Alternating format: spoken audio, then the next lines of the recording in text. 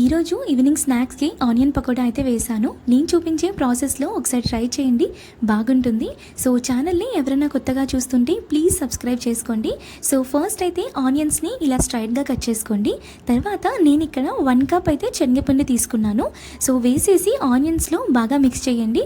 అప్పుడే పిండి ఆనియన్స్కి బాగా తగులుతుంది. తర్వాత 2 చిల్లీస్, కొంచెం కొత్తిమీర కట్ చేసుకొని వేసుకోండి. అండ్ బాగా మిక్స్ చేసి తగినంత ఉప్పు అండ్ 1/2 స్పూన్ బేకింగ్ సోడా అయితే వేసాను. సో కొంచెం కొంచెం వాటర్ వేస్తూ కలుపుకోండి. అండ్ ఫైనల్గా కడాయిలో ఆయిల్ వేసుకొని డీప్ ఫ్రై అయితే చేసుకోండి. అంతే, ప్రాసెస్ అయితే చాలా సింపుల్. అండ్ మీకు డిఫరెంట్గా అనిపించవచ్చు, బట్ ఒకసారి ట్రై చేయండి, నిజంగా టేస్ట్ చాలా బాగుంటుంది. యాక్చువల్లీ మ్యారేజ్కి ముందు నాకు కుకింగ్ అంతా రాదు, బట్ మ్యారేజ్ తర్వాత నేను అన్నీ నేర్చుకున్నాను. బట్ మా అమ్మ అయితే ఇప్పటికీ చేయి కాలుతుంది అని ఆయిల్ దగ్గర వెళ్ళనివ్వదు. సో మదర్ లవ్ అంటే అంతే కదా, నేనైతే తన్ని చాలా మిస్ అవుతాను. సో అంతే, వీడియో నచ్చితే ప్లీజ్ లైక్ చేయండి.